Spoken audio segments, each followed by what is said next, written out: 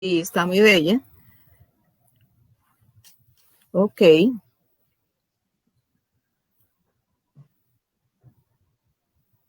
Oh, vamos a entrar antes, creo. Sí.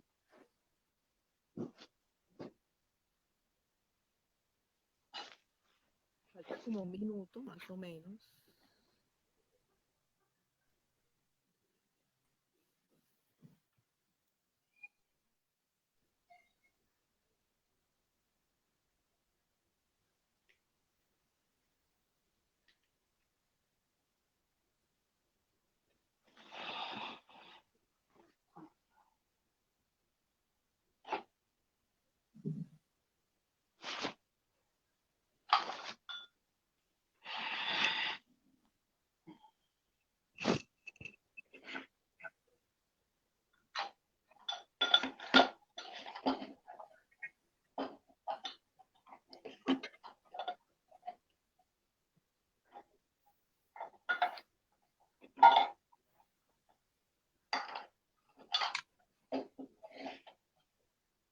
En un minuto iniciamos. No veo a Silvi. Bueno, Silvi se irá conectando. Espera un segundo, es que estoy cargando un segundo, el celular, un momento, si no se me descarga. Bueno, perfecto. Pero un momentico. Y grave si se descarga en la mitad del camino, porque... Así grave. A ver, estoy acá haciendo la logística. La logística de esto. Cuadrando el estudio.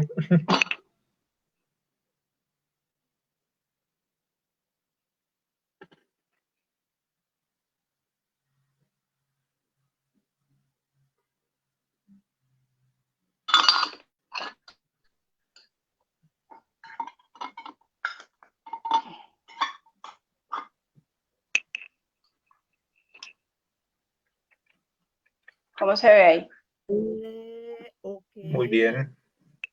Sí, mejor. Espero que nos estén escuchando bien. Hola Silvia, hola Javier. Nos estamos preparando para este Facebook Live, apreciado público. Ojalá que hayan llegado temprano. Estamos acá conversando entre amigos acerca de, bueno, si es posible hablar de la felicidad en el trabajo, no sé. Estamos ahí. Javier, ¿tú nos escuchas bien? ¿Me escuchas bien? Perfecto. Okay. Silvia, buenas tardes. ¿Cómo estás? Hola, ¿Y cómo nos escuchamos? ¿Bien? ¿Bien? Sí, Ok. yo los oigo bien. Sí. Perfecto. Bueno, ¿qué les parece si nos presentamos? Entonces, iniciemos con Silvia. Silvia, cuéntanos, bueno, cuál es tu profesión, tu experticia, etcétera, como para ir conversando un poco e iniciar con el tema que nos convoca.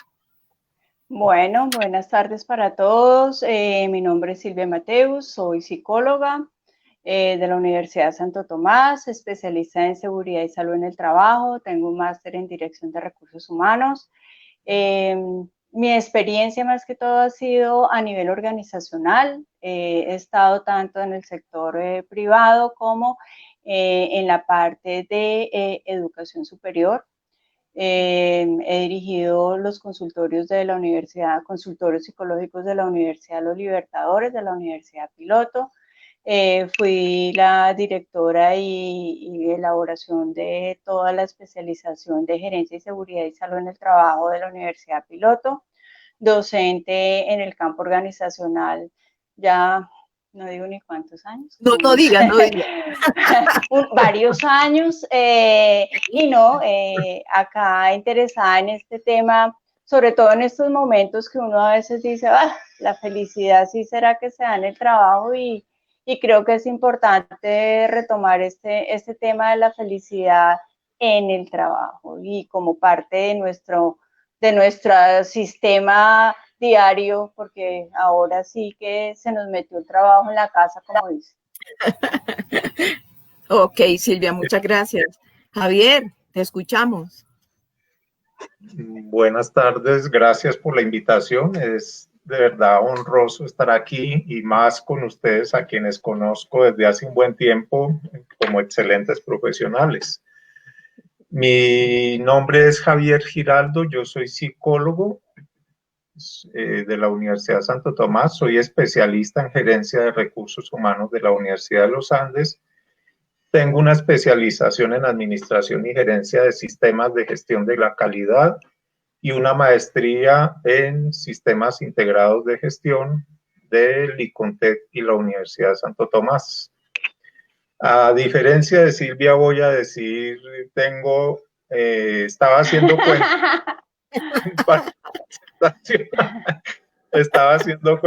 tengo 35 años de experiencia.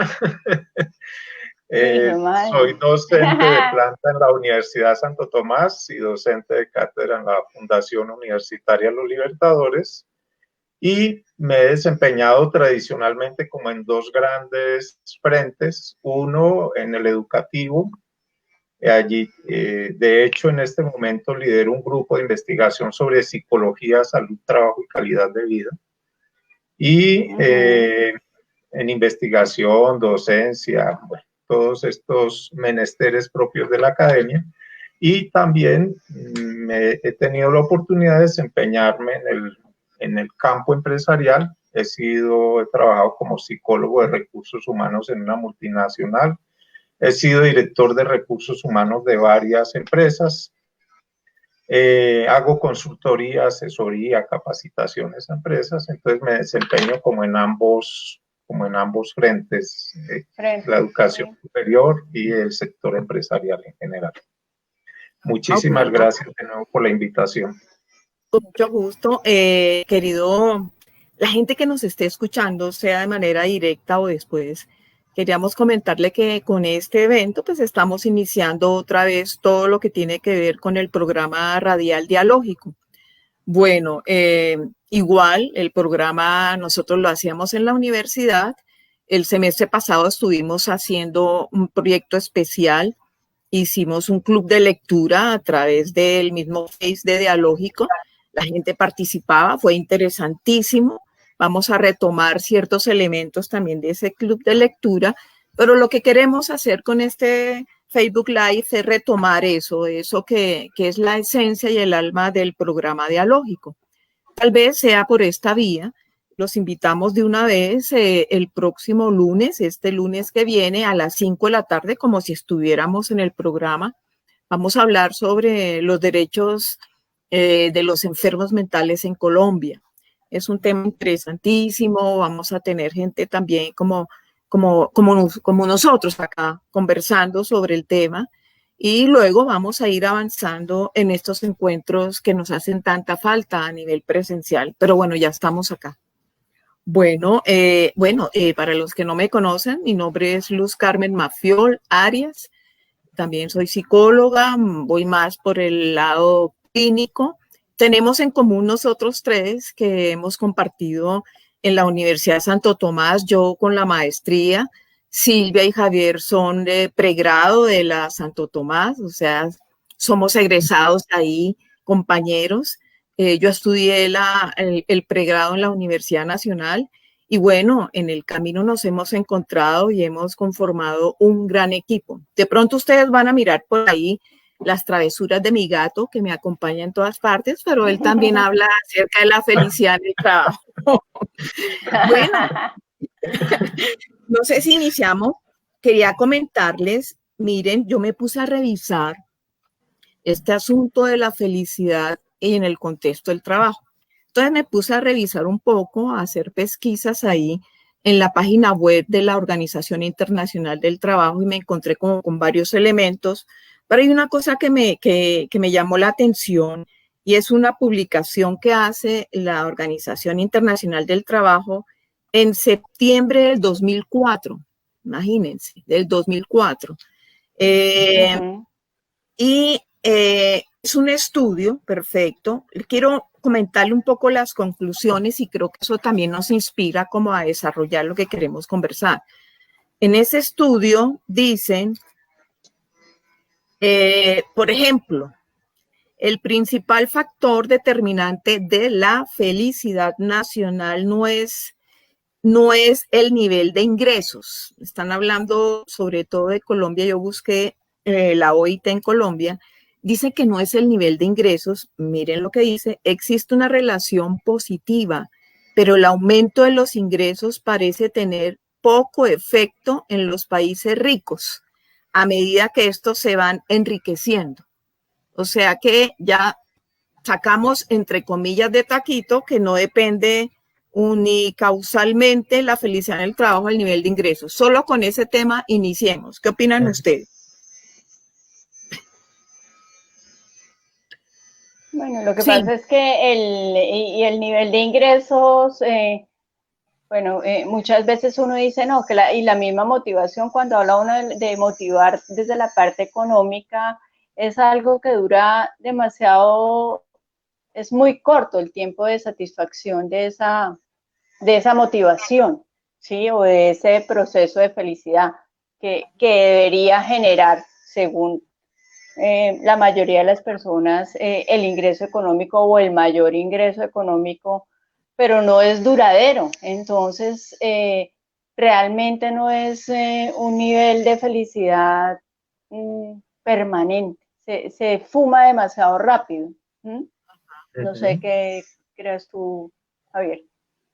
Bueno, aquí hay dos elementos. Por un lado, para retomar lo que nos menciona Silvia,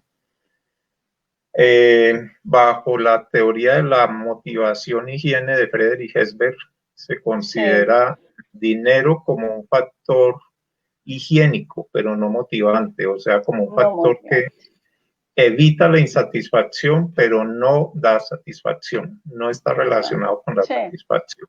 Recuerden que uno de los aportes de esta teoría, que es de las más aplicables en el medio organizacional, nos dice que la satisfacción y la insatisfacción no son un continuo. Entonces, el dinero es relacionado con evitar la insatisfacción, pero eso no significa que automáticamente esté relacionado con la satisfacción, ¿sí?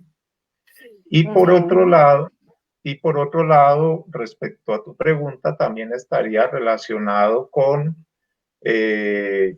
una de las perspectivas de Aristóteles, ¿sí? Cuando hablaba de la eudaimonia, y una de las vertientes con respecto a la felicidad era la posesión de bienes, ¿sí? Okay.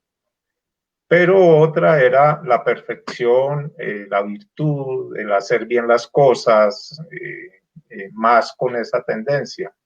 Entonces podría considerarse como una tendencia, a considerarlo con el tener, pero no necesariamente, pues la historia nos ha enseñado que no necesariamente está relacionado con la posesión del tener.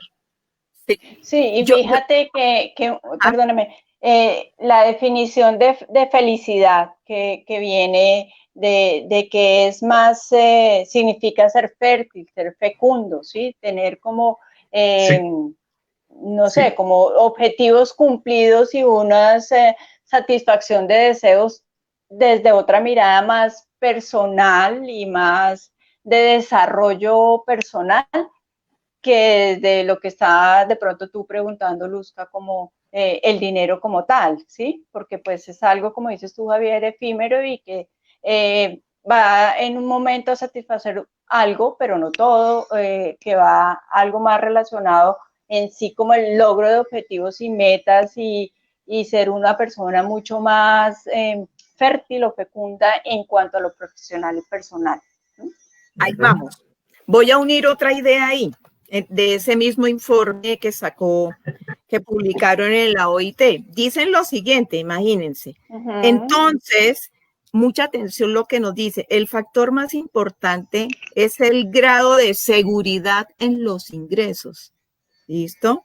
Que se mide en términos de protección de los ingresos y de un bajo nivel de desigualdad en los mismos. Aquí ya tenemos varios asuntos.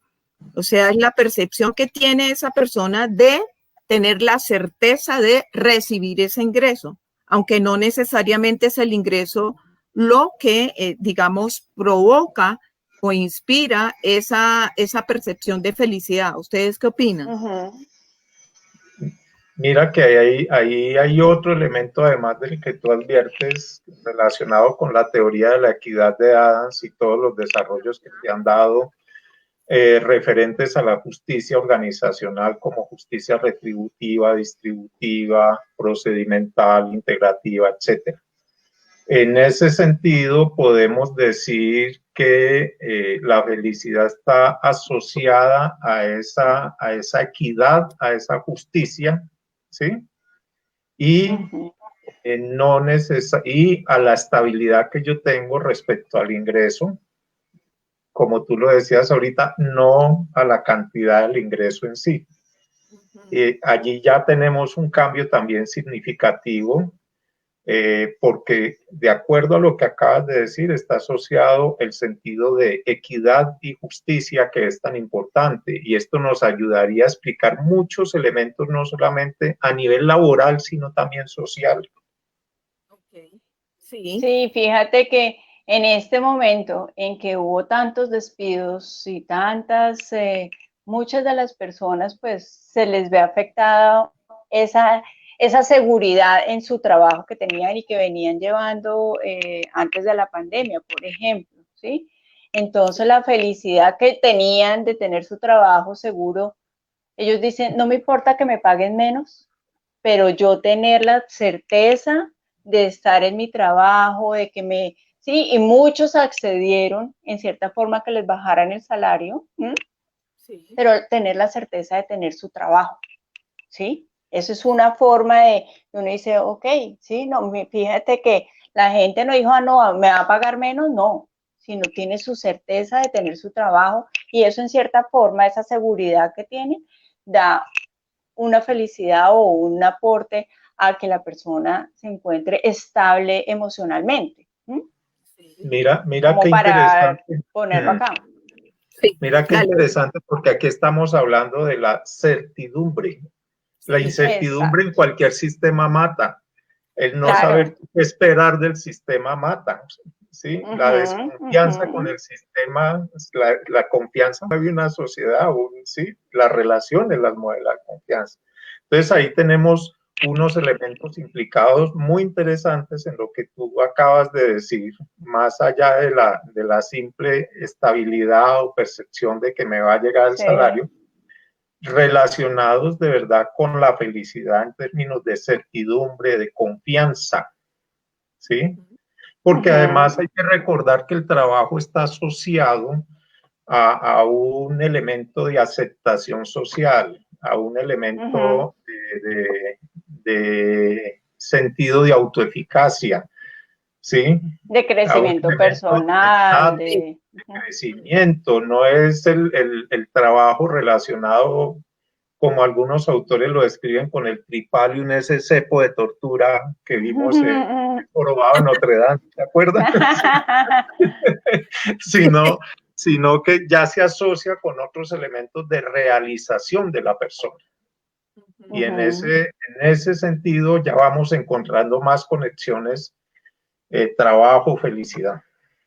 Hay una cosa, Javier, que yo les quería también comentar, y es que si nosotros nos metemos en el campo del pensamiento complejo, esa certidumbre no se va a dar, porque se supone que parte de pensar complejamente es aceptar que existe el azar y la incertidumbre, ¿sí? La idea sería entonces, ¿cómo es que yo me relaciono con esa, digamos, con esa experiencia de que todo está cambiando permanentemente y de que la incertidumbre es parte de la vida? ¿Ustedes opinan ahí? Porque si no, ya perdimos el año en el aspecto de, ¿sí? Imagínate, si yo me...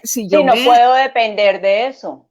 Mi felicidad no puede depender específicamente de que lo tenga o no lo tenga el trabajo, ¿sí? Aunque uno está buscando la felicidad en el trabajo, ¿sí? No puede estar dependiendo de que si me sacaron, entonces perdí mi rumbo. ¿sí? Hay que evolucionar en ese sentido alguna otra parte. ¿Sí? Se nota que nosotros somos académicos de alguna manera, Javier, porque ya empezamos a meterle como esos elementos de epistemología y cuestiones teóricas, pero realmente, Javier, yo estaba pensando, perfecto, bueno, uno tener esa certidumbre del ingreso. Ok, ahora, si yo le pongo bajo la lupa de esta posibilidad compleja de analizar la situación, ¿qué hacemos ahí, Javier? ¿Qué opinas?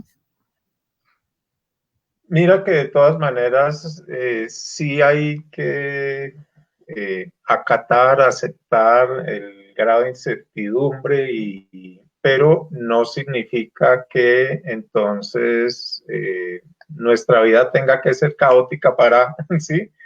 Yo creo que sí hay un equilibrio entre ambos elementos. Yo creo que uno no puede ser extremista de tampoco vivir en la incertidumbre total, porque eso no le da certezas a uno para la vida, para proyectar, para planear, para soñar, para pensar, para ilusionarse con algo, ¿sí? Pero también cuando uno se pasa al extremo de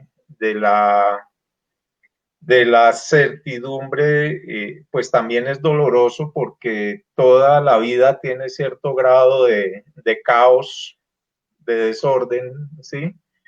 Que es válido también y que hay que aprender a lidiar con él y a vivir con él. Y hasta le da cierto sabor y gusto a la vida, ¿sí? Ese estado. Yo creería que no podemos lanzarnos tanto a un extremo, pues, de la nada o de todo certero, pues, no. Yo creería que ahí hay como un equilibrio entre ambos elementos y el arte está en aprender a sobrellevar ambos elementos y a que no lo agobie a uno un estado de confort de que yo no me puedo mover de aquí o se acaba mi vida, como le sucede a algunas personas, ¿sí? O a vivir en la total búsqueda y no tener certezas y seguridades en la vida también. Yo creo que es un extremo no muy agradable. Sí, mira que esa incertidumbre muchas veces lleva a miedo, ¿no? Miedos que tiene el trabajador y muchas veces aguanta muchas cosas que los mismos empleadores van desarrollando como su cultura, que no es muy sana tampoco, pero esa misma incertidumbre y miedo hace que el trabajador se quede ahí. Entonces también hay que pues tratar de hacer el cambio en los empleadores, ¿no? De cómo fortalecer ese trabajo con felicidad, porque es que uno habla de la cultura de la felicidad en el trabajo y dice, usted está loco, ¿sí? ¿Cómo así? ¿Cuál felicidad? Si uno viene acá es a trabajar y tienen un concepto de la felicidad en el trabajo como si no se pudieran unir las dos cosas, ¿sí? Exactamente, sí. Ya Silvia, entonces, ya involucró dos conceptos que ustedes manejan muy bien al interior de lo que se conoce como lo laboral, y es la cultura y el clima organizacional. Por supuesto, relacionado con este tema que nos convoca hoy de la felicidad. Listo. A propósito de eso, yo quería también agregar otro elemento acá que me pareció muy interesante de este informe. Y dice, por ejemplo, algo así como que el índice, los indicadores de escolarización y capacitación, de hecho, dice, esta publicación está inversamente relacionado con el bienestar. Miren el asunto tan interesante. Inversamente relacionado con el bienestar cuando los puestos de trabajo están poco adaptados a las necesidades y aspiraciones de las personas, a medida que éstas son más educadas y adquieren más competencias. Entonces, eso también lo están relacionando mucho en el sentido de que pareciera que este sujeto o esta persona está más preparada, más, ¿sí? Digamos, si pudiéramos decir eso en cantidades, que lo que no sé, ese trabajo, esa función requiere. ¿Ustedes qué opinan de eso en relación del tema que nos convoca hoy, la felicidad en el trabajo? A ver si entendí bien. Hay una relación inversa, o sea, a más nivel educativo. ¿Menos satisfacción con su Menos trabajo? satisfacción, sí, menos satisfacción cuando, fíjense acá, cuando los puestos de trabajo están poco exactamente. Es decir, pareciera... bueno, claro, porque no está satisfecho, o sea, está sobrecalificado para el cargo que está desempeñando. Entonces, qué aburrición, o sea, ¿yo qué hago acá? Me capacitan para algo que supuestamente me va a subir en mi nivel de competencias y no me suben en la dificultad del cargo ni en nada. Claro que se va a dar insatisfacción y por lo tanto digo, no, ¿yo qué hago acá? Sí. ¿Y qué hace eso? Pues que la persona busque otra cosa. O sea, por eso depende también de la empresa. Si yo capacito a una persona con ciertas competencias, pues es para que esas competencias sean aplicadas en el cargo que yo les estoy dando a desempeñar, ¿sí? Tiene que encajar, porque ¿para qué capacito yo a una persona de ciertas competencias que no las va a utilizar? Estoy perdiendo plata también, hablando en sentido económico para la compañía. ¿Sí? Mira, Silvia, lo que dice con eso que estás diciendo, dice en la actualidad, o sea, en el 2004, ¿no?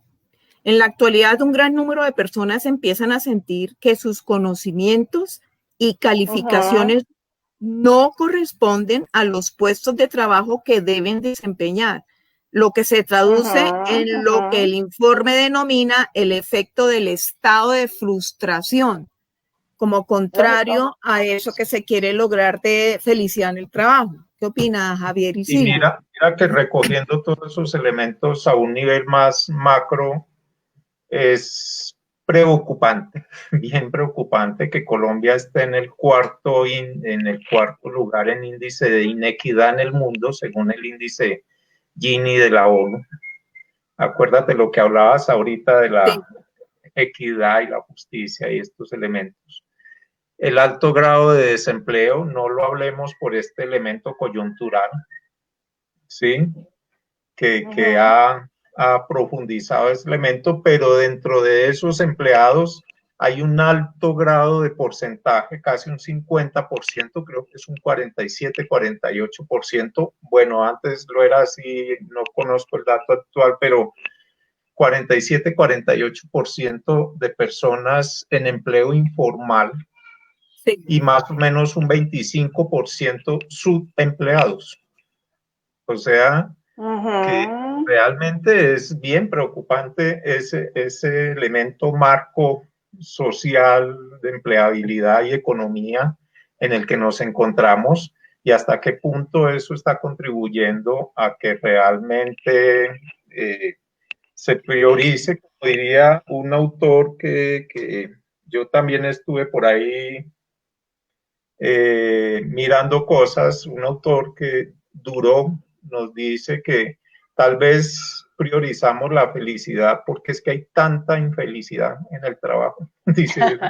Sí, y es el colmo. Fíjate que yo también estuve revisando cifras y por eso ejemplo, como una utopía, como una añoranza, como algo por allá del cuento de la Cenicienta, lo que sé yo. Mira que, por ejemplo, las cifras de Gallup del 2016, creo, si no estoy mal, dice que solo el 15% de las personas son felices en su lugar de trabajo. El 15%, o sea, es un porcentaje demasiado bajo, ¿sí? El 15% es feliz en su trabajo y el nivel de compromiso pues es igualmente bajo, ¿sí? Entonces, por eso se dan los niveles de rotación, por eso dice que eso hace que la rotación laboral sea casi entre el 51%.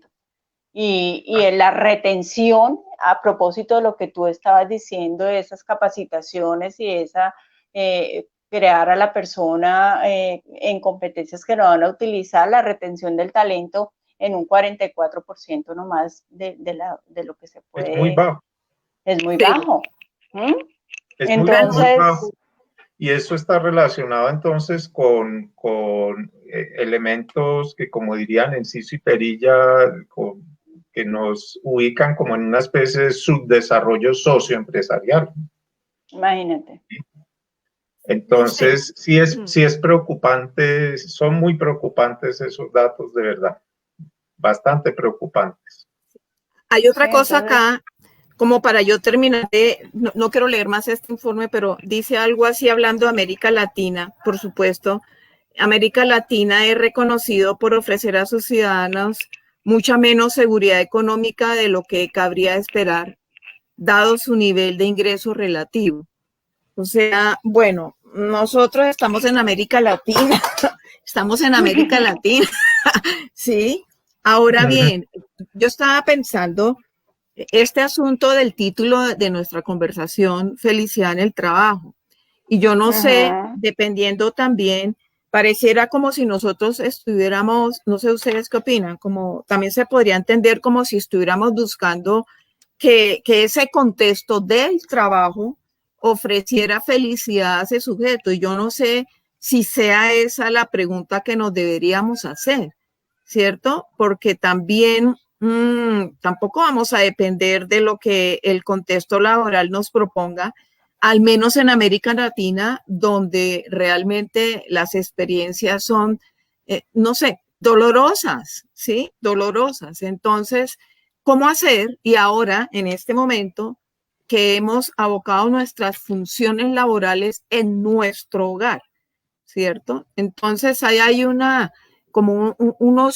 elementos tan distintos. Entonces, nos tendríamos que preguntar primero, bueno, si realmente podríamos hablar de una felicidad en relación con algún contexto. No sé, ¿ustedes qué opinan? Bueno, yo creo que hay que hacer apuestas diferentes. Yo me niego a aceptar que uno va al trabajo a sufrir. Qué pena la expresión que voy a usar acá, editan esta parte. Uno va al trabajo a joderse la vida. Sí. No, yo me niego a aceptar eso sinceramente. Y yo creo que eso obedece a una serie de desajustes y de valoraciones que tenemos que reconsiderar. Así como los antivalores los consideramos valores, entonces tú eres boba porque no te colas en el Transmilenio, o porque no te robas algo, o porque no traicionas a tu pareja aprovechando que la otra persona no se da cuenta, ¿sí? Sí, o sea, pero es que mira yo creo que estos juegos que estamos jugando también van con la responsabilidad social empresarial. Sí,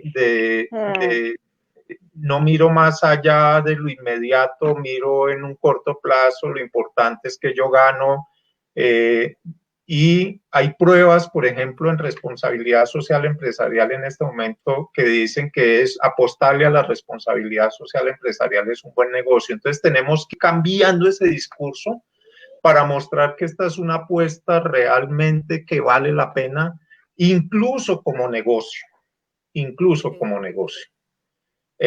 Ya lo decía Silvia y daba unas puntadas allí me parecen muy aceptadas. ¿Qué empresa no le gustaría disminuir sus índices de rotación y ausentismo? Claro.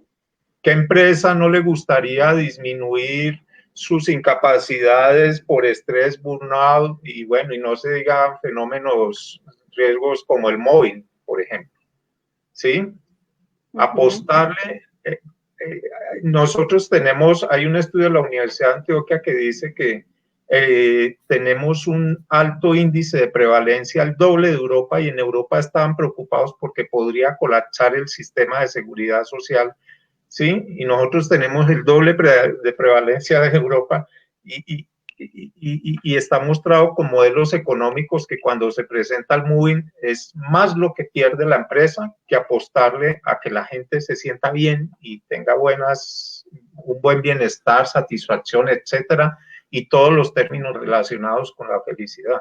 Yo creo que sí vale la pena cambiar esas lógicas y apostarle a cosas diferentes. Cuando yo digo esto en las clases, los estudiantes me tildan de soñador, pero yo prefiero que me tilden de soñador y utópico y no de fatalista, sinceramente. No, sí, ahí siendo muy positivo a uno, pues las empresas en este momento creo que son un poco más conscientes y hemos ganado cierto terreno en ese sentido de ser un ganar en la cultura de la felicidad o del bienestar del trabajador.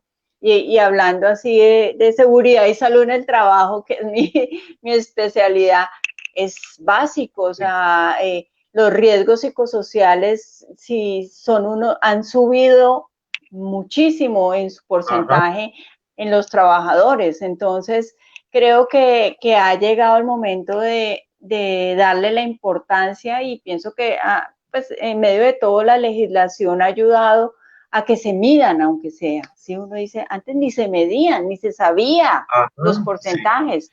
Ahora al menos se tiene en cuenta eso, ¿sí? Y se tiene que hacer por ley. Ahora, los miden y no saben qué hacer con esos datos. ¿Sí? Pero al menos saben que está fallando algo. ¿Sí? O los miden incompletos, Silvia. Incompletos, miden el estrés, exacto. Pero no miden lo que nos tiene el anexo de la batería del segundo anexo, que es el afrontamiento al estrés. ¿Sí? El afrontamiento al estrés. Medimos el problema, pero no el recurso.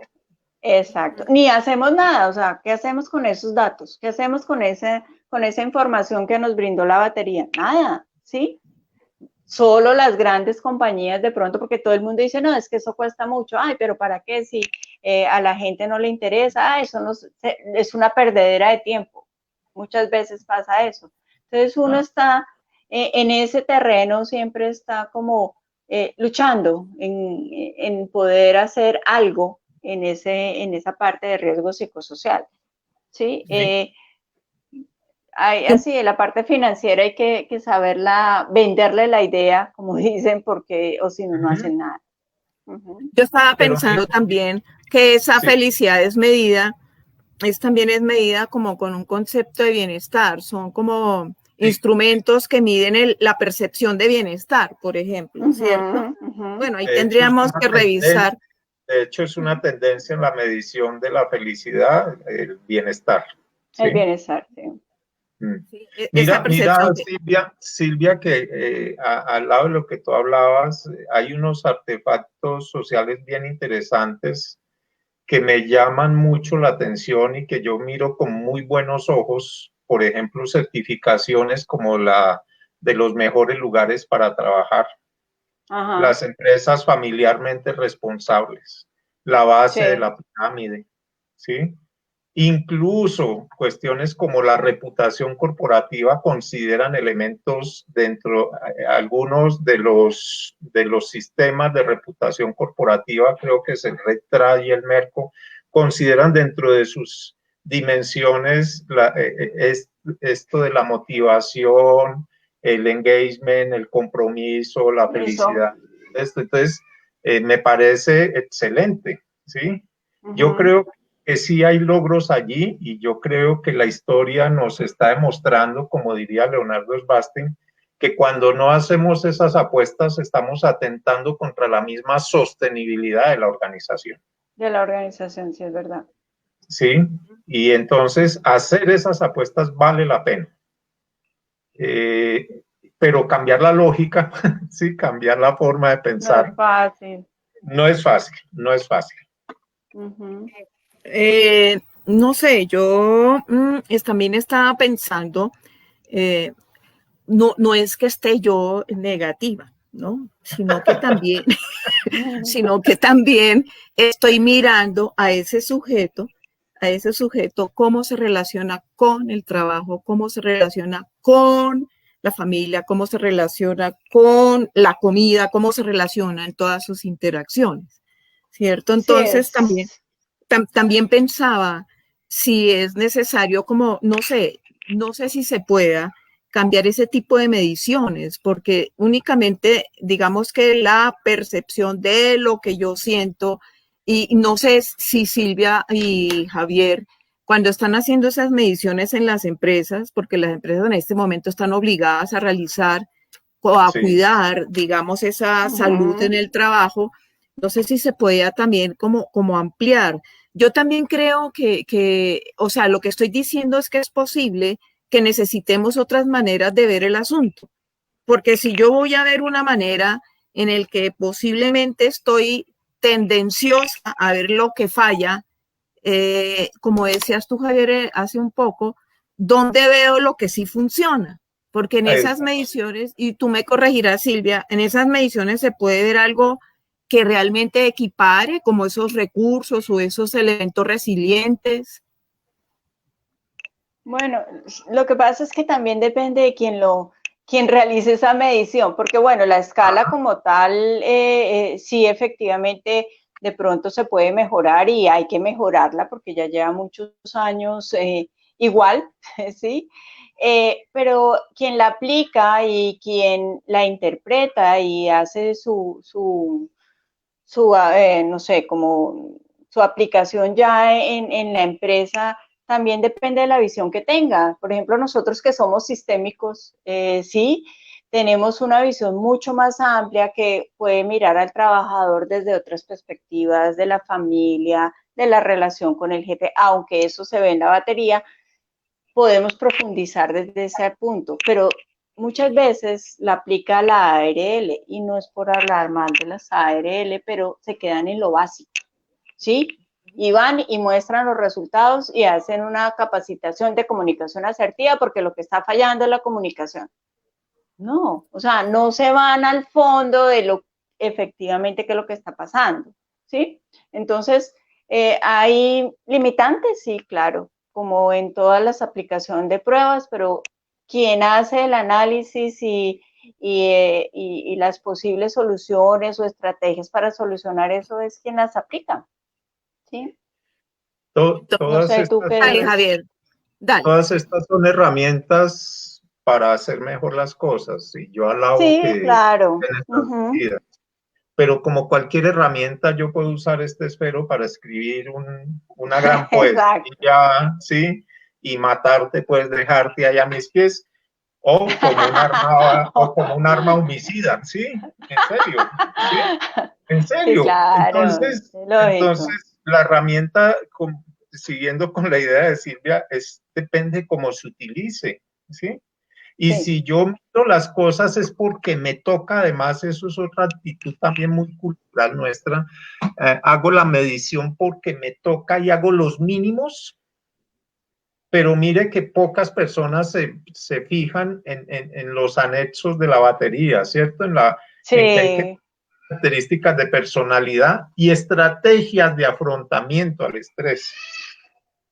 Exacto. Hay entrevistas, hay grupos focales. Sí. Nada de eso lo hacen, no lo hacen. Exactamente, se limitan a aplicar y es más, consideran una desgracia que no lo admitan en línea, sino que tiene que ser en papel y entonces sí. se centran en una serie de cosas que no son relevantes realmente, ¿sí? O lo otro, lo que yo creo también es aludiendo a lo que exponía Silvia ahorita, depende de quien lo coja, depende de quien use la herramienta. Sí. Mira, este libro que se llama Japicracia, ¿sí? Que se dice cómo la ciencia y la industria de la felicidad controlan nuestras vidas.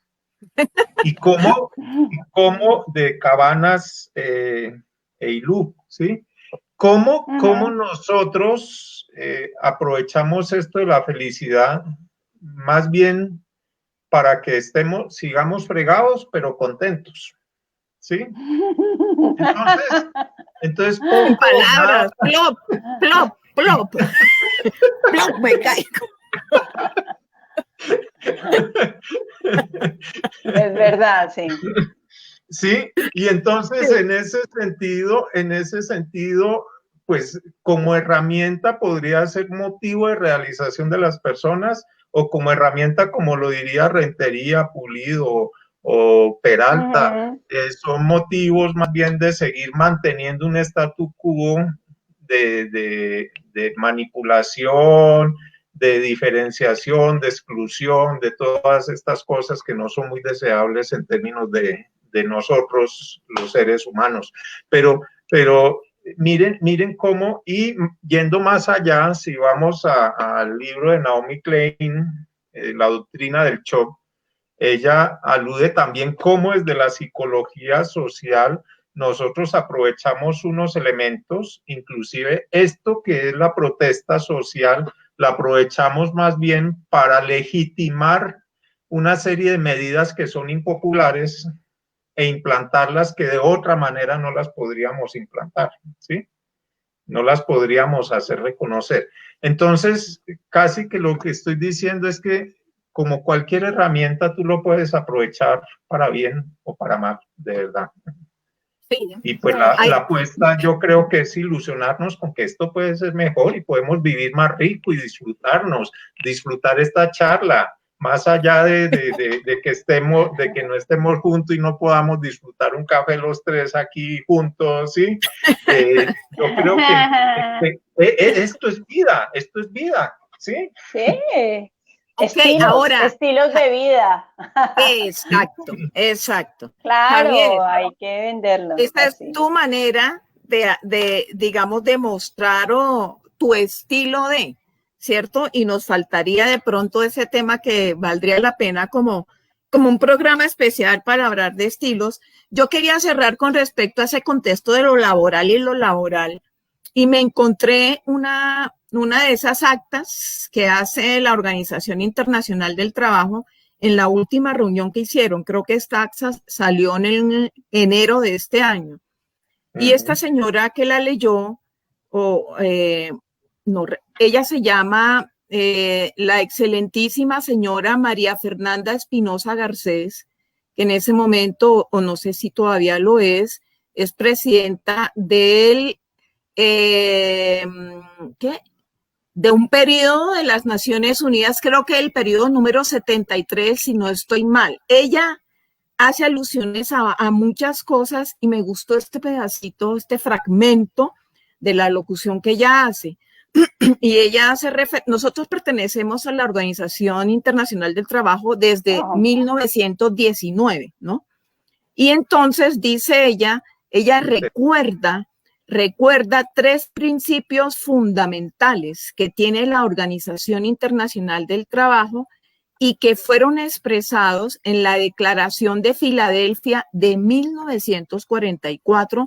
Lo recuerda porque lo retoma para estos momentos y dice ella que tienen en este momento mayor vigencia, o sea, una vigencia súper fuerte. Dice, el trabajo no es una mercancía, primer principio. Dice además, la libertad de expresión y de asociación es esencial para el progreso constante. Y adicionalmente agrega, la pobreza en cualquier lugar constituye un peligro para la prosperidad de todos. Importantes estos principios de la Declaración de Filadelfia. O sea, son esos 3 los que se supone todavía rige y le dan sentido a esta organización internacional. ¿Qué opinan ustedes como para ya ir con calma construyendo ese cierre de este bello encuentro de hoy? Con calma, con esos 3 puntos nomás, o sea. Calma, de manera tal que yo pensaba que nos íbamos a... Eso no es justo, nos alborota y... Sí. Como para cerrar, ¿qué opina usted de eso? Sí, nos viene con semejante viaje y nos dice, pero tómenlo con... No, como para saber, pues, que yo pensaba estos 3 principios se supone que hacen cumpliste. distinciones sobre lo que es un contexto laboral, ¿cierto? Con esos sueños también. Pero que no es solo el trabajo, que también es lo social, que también es como me siento yo, que también tengo derecho a asociarme con el otro, etcétera, etcétera, etcétera. Como muy bien lo decían ustedes, hablar de felicidad en el trabajo, pues casi que queda corto el ejercicio inspirador de esta charla. ¿Qué opinan? Y lo que tú decías es que es una mirada compleja, ¿sí? Basta. O sea, no es solo el trabajo, no es solo, es que es un ecosistema y una cosa demasiado pequeña poderla reducir en la felicidad en el trabajo porque tiene demasiadas implicaciones, ¿sí? Políticas, sociales, educativas, o sea, no es fácil tratarlo. Y toda una cultura, fíjate que de Europa a América Latina, tercermundistas, bueno, etcétera, hay diferentes conceptos en cuanto a la felicidad y diferentes culturas que muy difícil poder, como tú dices, ya para cerrar, poder resumir en una sola frase qué es la felicidad. Bueno, Silvia, tenemos por ahí unos 9 minutos, o sea, podemos seguir. No le doy la palabra a Javier, que está que se habla porque quedó alborotado, dijo. No, mira que eso que tú decías me recordó una autora que yo admiro mucho y que he buscado y he leído, que hizo unas grandes contribuciones en términos de la administración y obviamente de la psicología organizacional, que es Mary Parker Follett. Mary Parker Follett hizo sus aportes, existió en la época de los padres de la administración, cuando la cultura era mucho más machista, si nos ubicamos de pronto en un contexto de orgullo y prejuicio, sí, donde las mujeres ni siquiera podían heredar si no estaban con un hombre, sí, un montón de cosas, el no derecho al voto y todo esto. Esta señora hizo unos aportes berraquísimos, sin embargo, por ser mujer, la relegaron como allá al rincón y la olvidaron, ¿sí? Desafortunadamente. Pero mire, una de las cosas que ella decía, que en la pluralidad y la diversidad está la oportunidad y la riqueza de una organización. Sí. Y hablando de cosas que se nos olvidan, como tú estabas mencionando allí de la OIT hace muchos años y que era bueno recordarlos, entonces yo empecé a recordar cosas que decía Mary Parker Follett y qué bueno traer la colación porque además esto está asociado con que cabría la pena un programa relacionado con la mujer y el trabajo, Sí, que de verdad que las condiciones... que las condiciones no son adecuadas, o sea, hay un grado de inequidad y de exclusión grandísimo, ¿sí? Sí. Y qué bueno traer a colación a esta mujer y de verdad ella, además de eso, dijo muchas otras cosas que realmente fueron un aporte grandísimo, pero la hemos olvidado por ser mujer y existir en una época, ¿sí? Y grave. O sea, nos estamos perdiendo mucho con toda esta cantidad de cosas, de taras que tenemos y de antivalores que creemos que son valores, de verdad. Sí, no sé, menos mal que si nos divertimos así estando lejos, creo que la gente se puede imaginar cuando nos reunimos los tres a conversar. A la luz de un tinto. Yo pienso que más bien será de algo, de pronto de un vino, una cosa así. Bueno, la Qué próxima, rico. o una cerveza helada, donde está Silvia, que me imagino que tendrá calor. Bueno, yo pensaba también que también vale la pena mirar si efectivamente, por ejemplo, Silvia, en esos instrumentos para evaluar esos riesgos psicosociales, las respuestas de género, no sé, son distintas, es decir, cómo percibe una mujer la felicidad en el trabajo o eso no es necesario, hablando de lo que propone Javier. Claro que, pues sí, por eso te digo, uno sí se ve, claro, se ve diferente que una mamá, por ejemplo, tenga su horario flexible para poder estar con sus hijos a que no lo tenga, o que qué tan estricto es su horario de trabajo. O sea, todo eso, desde el género, todo influye, o sea, todo, ¿sí? Por eso te digo que depende de quien lo lea, depende de quién, ¿sí? Porque simplemente puede pasar, no, sí, las mujeres son las más, es que son unas canzonas, es que, sí, es que claro, quieren irse temprano cada vez que pueden, que porque el niño está enfermo y a lo mejor ni será cierto. O sea, muchas cosas pueden estar siendo interpretadas de diferente manera, depende de quién lo vea. Pero sí, claro, el género es una de las cosas que se tienen en cuenta, ¿no?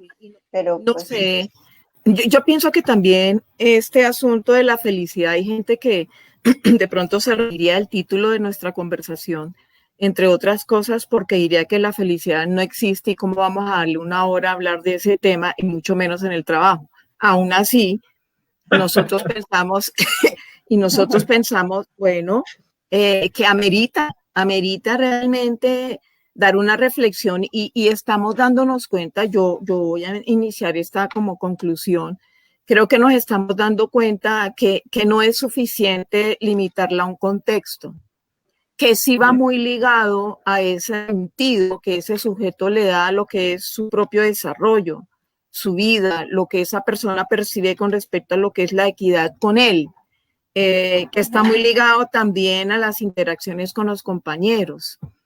Ese tipo de cosas que se puede asociar con un compañero, por ejemplo, que además no necesariamente va a hacer las cosas porque le pagan, o sea que el trabajo no es una mercancía, como lo recordaba esta señora en esa locución.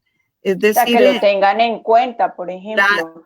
claro, o sea, ¿Sí? entonces yo pensaba, Javier, Javier, yo pensaba, nosotros podríamos haber tomado esta conversación pensando en nosotros, digamos, empleados comunes, perfecto. Ahora, esta conversación también le atañe a esas personas que ocupan cargos distintos en un momento dado, ¿cierto? Porque también se habla de la felicidad de ellos en el trabajo. No sé qué opinas, Javier. Yo creo que sí atañe y convoca a todo tipo de personas. Y yo creo que es una apuesta que vale la pena. Yo creo que vale la pena jugársela. Y como decía Silvia, ya hay empresas que están haciendo esas apuestas y han obtenido resultados muy interesantes y los miramos bajo la lógica tradicional de lo económico, de la rotación, de la productividad, bajo esos indicadores tan acartonados, ¿sí? Pero va más allá de eso. Va mucho más allá, pero aún mirándolo desde esos indicadores, es muy generoso el resultado. Entonces vale la pena apostarle a esto.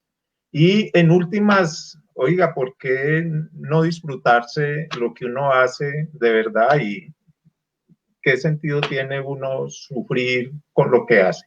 ¿Sí? O que le exploren a uno más las deficiencias que las capacidades. ¿Sí? O sea, yo no le veo como lógica sensata a eso, sinceramente. Y fíjate que también depende de uno, muchos trabajadores que son independientes. Hay gente que se la sufre si sea independiente y no tenga un jefe, pero depende de uno, de las perspectivas que uno tenga de su trabajo, de su forma, de qué es lo que espera, de cuáles son las expectativas que tiene de su desarrollo personal, porque pues en este momento hay mucha gente que trabaja de forma independiente y la felicidad no la tiene, tampoco uno dice, no, yo sería feliz trabajando independiente, sí, porque yo llegaría a la hora que quisiera, haría lo... No, sí, depende de cómo uno se tome su trabajo, su desarrollo personal, etcétera, etcétera. No solo es para los empleados y depender de lo que la empresa quiere darle a uno o no. Hay otras formas de trabajo, el trabajo informal, etcétera, que también tienen que ver con la felicidad. Sí, así es. Compañeros, yo les extiendo a ustedes mi afecto y todo mi agradecimiento por acompañarnos en este primer Facebook Live de este año, de esta manera. y espero realmente que me sigan acompañando en su casa, que es la Casa de Dialógico, programa radial que lo estamos llevando de esta manera para conversar temas interesantes que nos gustan y de pronto puede ser del interés de todos las personas que nos escuchen. Bueno, les reitero entonces la invitación para el próximo lunes a las 5. Hablaremos sobre esos derechos humanos de los enfermos mentales en Colombia, interesante también a raíz de todo. Y listo, Javier, estás invitado, Silvia, tú también. Y muchísimas gracias. Igual, muchas gracias a Andrea, nuestra estudiante que nos ayuda con esta parte técnica que ha sido tan importante para nosotros poder estar en compañía pues, de ustedes y haber hecho este Facebook Live. No sé si quieran agregar algo más. No, darte las gracias por la invitación. Muchísimas gracias y ojalá podamos acompañarte, como tú dices, en otros temas que sean de nuestra experticia y nos podamos compartir con todo este público que yo sé que es mucho el que maneja Dialógico. Entonces, feliz de estar con ustedes, mis compañeros de hace tiempo. Un abrazo Javier, un abrazo Silvia y muchas gracias. Muy amable. Ok. Gracias. Chao. Chao.